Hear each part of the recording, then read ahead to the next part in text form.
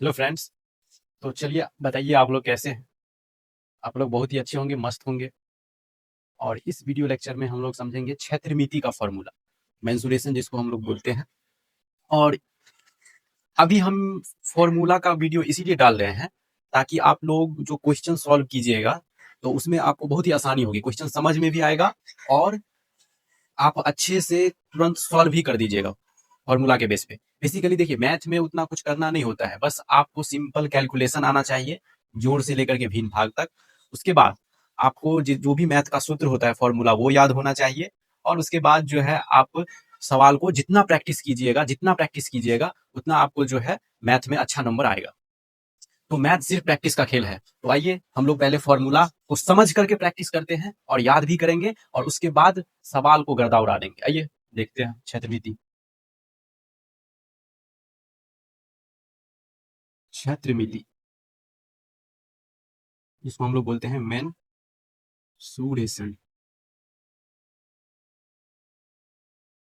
तो इसमें सबसे पहले हम लोग वर्ग से शुरुआत करते हैं। स्क्वायर, उसका फॉर्मूला जो है देखेंगे। देखिए, वर्ग स्क्वायर, इसका चित्र किस प्रकार का होता है? देखिए, इस प्रकार का चित्र होता है।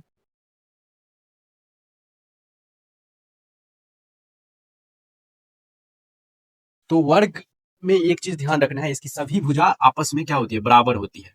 चारों भुजा बराबर होती है। और कोण सबका कितना डिग्री का बनता है? 90 डिग्री का। बस इतना ध्यान रखना है।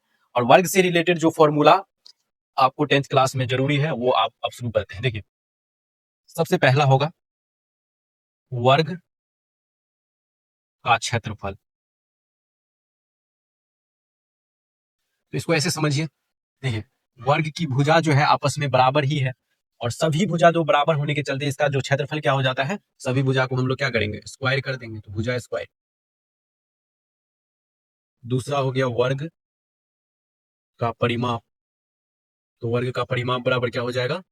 देखिए, टोटल कितनी भुजा है? 1 2 3 4, तो 4 गुने भुजा का मान जो होगा 100 लिख देंगे। उसके बाद तीसरा फॉर्मूला, वर्ग का विकर्ण।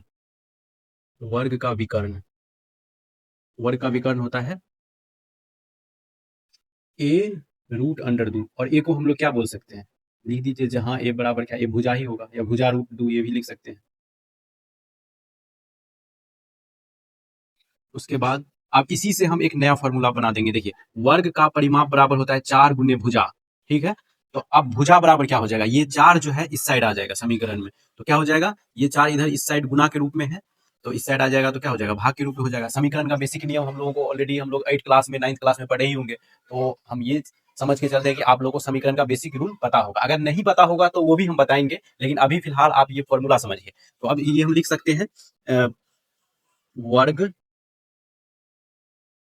की भुजा बराबर परिमाप बट्टे 4। और इससे रिलेटेड वर्ग का क्षेत्रफल भुजा स्क्वायर, वर्ग का परिमाप 4 गुने भुजा, वर्ग का विकर्ण ए रूट 2, ए जहां भुजा है, और वर्ग की भुजा बराबर परिमाप बट्टे 4। आप वीडियो देखते देखते आप लोग जो है याद भी कीजिएगा और कॉपी पे नोट भी कर लीजिएगा, ताकि आपको नोट करते वक्त भी याद रहे। ये सब आपको माइंड में याद रखना है ताकि क्वेश्चन सॉल्व करने में बहुत आसानी होगा। अब है आयत, इसी से मिलता जुलता जो है चित्र बनेगा इसमें, लेकिन हल्का डिफरेंस होगा। इसको हम लोग बोलते हैं रेक्टेंगल। रेक्टेंगल का क्या है? देखिए,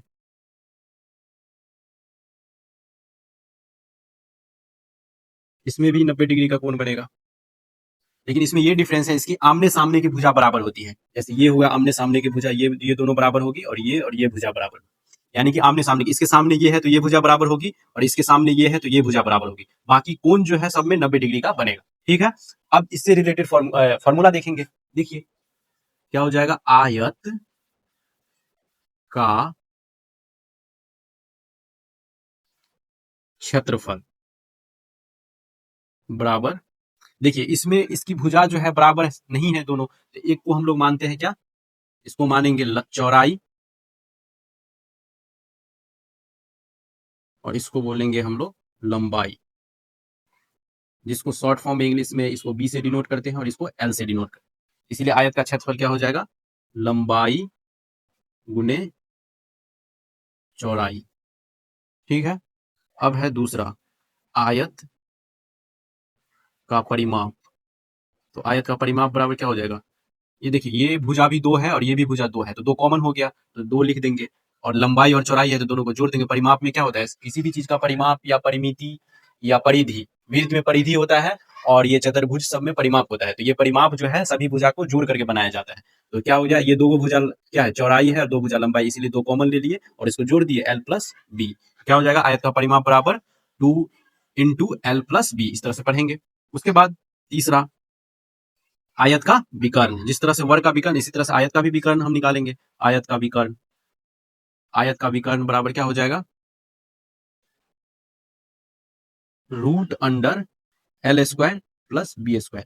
अब अच्छा, एक सवाल आपके मन में आता होगा कि विकर्ण किसको बोलते हैं। देखिए विकर्ण जो है, इसमें भी इसका भी विकर्ण इस तरह से बनेगा। ये देखिए, एक कोण से दूसरे कोण को मिला दीजिए और ये जो रेखा हो गया ये विकर्ण कहलाएगा। इसमें भी इस तरह से एक कोण से दूसरे कोण लगाइए, ये भी रेखा क्या हो जाएगा, विकर्ण। विकर्ण बेसिकली इसमें इस तरह से निकलेगा। देखिए अब उतना डीप में जाएंगे तो फॉर्मूला का ये क्लास रहेगा ही नहीं, क्लास बन जाएगा। तो देखिए फिर भी बता देते हैं शॉर्ट में।